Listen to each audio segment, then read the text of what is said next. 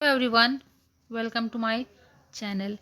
AI की तरफ से बहुत अच्छी वैकेंसी निकली है, अलग अलग पोस्ट की निकली है, अलग अलग स्टेशंस के लिए निकली है। तो सबसे पहले इस वीडियो में मैं बात करूंगी आप लोगों को कि जो लोग डोमिसाइल हैं, कौन कौन से स्टेट की निकली है वैकेंसी, कितनी सैलरी मिलती है, कौन सी कैटेगरी में कितनी पोस्ट हैं, क्या इसका एग्जाम पैटर्न होगा, कैसे क्या इसका सिलेक्शन प्रोसेस होता है, ये मैं पहले भी आप लोगों को बता चुकी हूँ। लेकिन यहाँ पर पर्टिकुलर कुछ स्टेशंस के लिए निकली है, तो इस वीडियो में उसकी बात करते हैं, जिससे कि जो भी एस्पिरेंट्स अगर इस स्टेशन पे अप्लाई करना चाहते हैं, वहाँ के निवासी हैं, तो वो फॉर्म अप्लाई कर सकते हैं।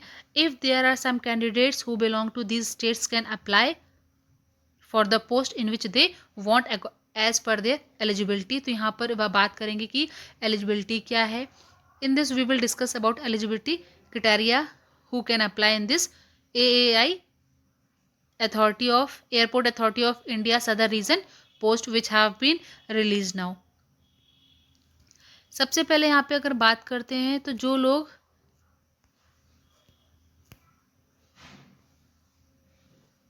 तमिलनाडु, आंध्र प्रदेश, तेलंगाना, कर्नाटक, केरला, पुडुचेरी, लक्षद्वीप, यहाँ के जो भी यहाँ के डोमिसाइल मतलब निवासी हैं, वो ये फॉर्म अप्लाई कर सकते हैं। सबसे पहले तो यहाँ पर जो पोस्ट निकली है, ये सदर्न रीजन की वैकेंसीज हैं। सबसे पहले यहाँ पे बात करेंगे जो पोस्ट निकली है जूनियर असिस्टेंट फायर सर्विसेज की।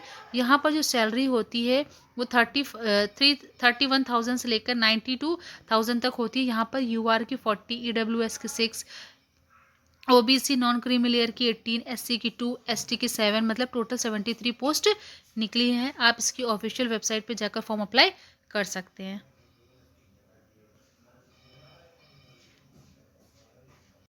जूनियर असिस्टेंट ऑफिस की भी निकली है यहाँ पर, यूआर की 1 और ओबीसी नॉन क्रीमी लेयर की 1।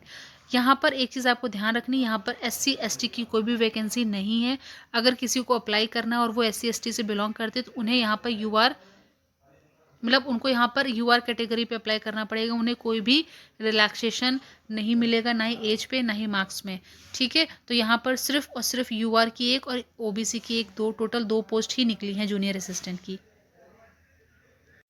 बाकी यहाँ पर देख सकते हो सीनियर असिस्टेंट फिनेंस और इलेक्ट्रॉनिक्स की भी निकली हैं, अकाउंट्स की भी निकली है। तो यहाँ पर सीनियर अकाउंट्स की इलेक्ट्रॉनिक्स की जो निकली है, उसकी जो सैलरी होती है वो होती है 36,000 से लेकर 1,10,000 तक, जिसमें यूआर की 13, ईडब्ल्यूएस की 2, ओबीसी नॉन क्रीमी लेयर की 4, एससी की 4, एसटी की 2, मतलब टोटल यहाँ पर 25 पोस्ट निकली हैं। बाकी एक ईएसएम की भी है, जिसमें 3 वैकेंसीज हैं, 3 पोस्ट हैं। तो यहाँ पर आप देख सकते हो कि कितनी सैलरी है, कैटेगरी वाइज कितनी पोस्ट है। इस वीडियो में आगे आपको एलिजिबिलिटी भी बताऊंगी कि क्या क्या एलिजिबिलिटी होनी चाहिए।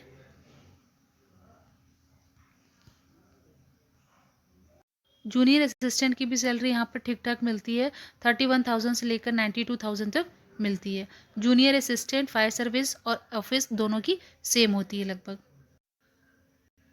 सीनियर असिस्टेंट अकाउंट की यहाँ पर जो टोटल पोस्ट निकली हैं वो कितनी निकली हैं वो देख लेते हैं।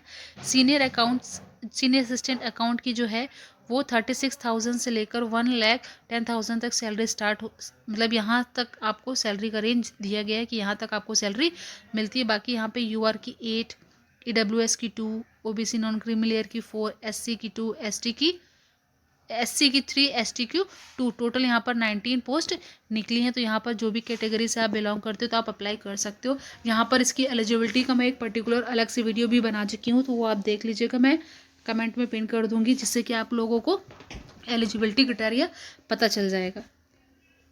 फॉर्म है वो 27 दिसंबर से स्टार्ट हो जाएंगे और 26 जनवरी तक फिल किए जाएंगे। तो जो भी एस्पिरेंट्स हैं यहाँ पर उनको बहुत अच्छा मौका मिल रहा है एआई में वर्क करने का। जैसे कि यहाँ पर आपको बेसिक पे, डीए, पर्क, एचआरए और बहुत सारे बेनिफिट्स भी मिलेंगे, जिसमें से CF, gratuity, social security schemes, medical benefits, मतलब बहुत सारे। अगर इन पोस्ट में आप अप्लाई करते हो तो यहाँ से आपको ये सारे इमोल्यूमेंट्स के बेनिफिट्स मिलेंगे। यहाँ पर जो एज क्राइटेरिया है वो 18 से 30 ईयर्स के जो लोग हैं वो फॉर्म अप्लाई कर सकते हैं। यहाँ पर ओबीसी को 3 ईयर्स का और एसटी को 5 ईयर्स का रिलैक्सेशन मिलता है। यहाँ पर जो आपकी एज, क्वालिफिकेशन या एक्सपीरियंस जो भी है वो आपका 20 दिसंबर 2023 से काउंट किया जाएगा। यहाँ पर आप लोग देख सकते हो कि एक अच्छा मौका मिल रहा है ऐसा रीजन में जो लोग रहते हैं, या फिर स्पेशली उस जो स्टेट्स मैंने बता रखे हैं जहाँ की ये वैकेंसीज निकाली गई स्टेशंस के लिए, अगर आप वहाँ पर रहते तो आपके लिए बहुत एक सुनहरा मौका है। आप वहाँ पर अपना ये जॉब पा सकते हैं, इन पोस्ट पे अप्लाई करके अपनी तैयारी करके एग्ज़ाम देके अपना सिलेक्शन दे सकते हैं।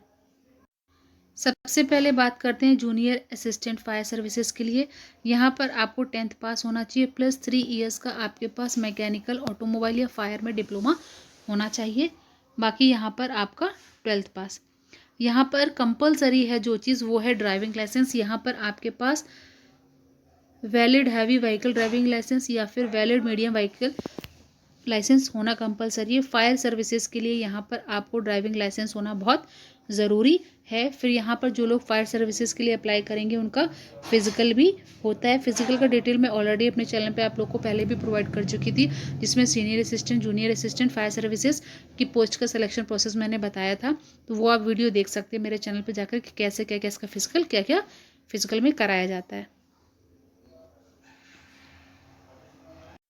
जो लोग फायर सर्विसेज के लिए अप्लाई करेंगे उन्हें एक चीज़ और बोलना चाहूँगी, चाहे वो मैन हो या वुमेन, उनका जो आई विज़न होता है वो भी यहाँ पर चेक होता है। तो आप लोग का डिस्टेंस विज़न 6x6 बिना ग्लासेस के और नियर विज़न यहाँ पे देख लीजिए, ये सारी चीज़ें लिखी हुई हैं कि कलर विज़न जो होता है वो इशारा चार्ट में ही दिखाया जाता है। नॉर्मली आप किसी भी डिफेंस की जॉब में अप्लाई करो, CRPF, CISF, मतलब किसी भी पुलिस फोर्स में अप्लाई करो, वहाँ पर इशारा का ही चार्ट शो किया जाता है। बाकी यहाँ पर आप देख सकते हो चेस्ट, हाइट, वेट क्या आपको चाहिए। आप चाहो तो इसका स्क्रीनशॉट ले लो, बाकी इसकी PDF मैंने टेलीग्राम चैनल पे अपलोड कर दी है, वहाँ से भी इसकी फुल डिटेल देख सकते हैं।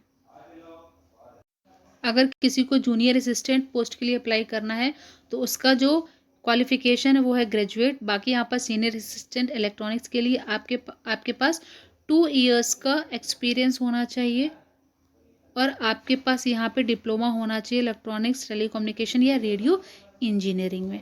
यहाँ पर सीनियर असिस्टेंट अकाउंट्स के लिए आपके पास BCom होना चाहिए, ग्रेजुएशन होना चाहिए, लेकिन ग्रेजुएशन में पर्टिकुलर BCom मांगा गया है।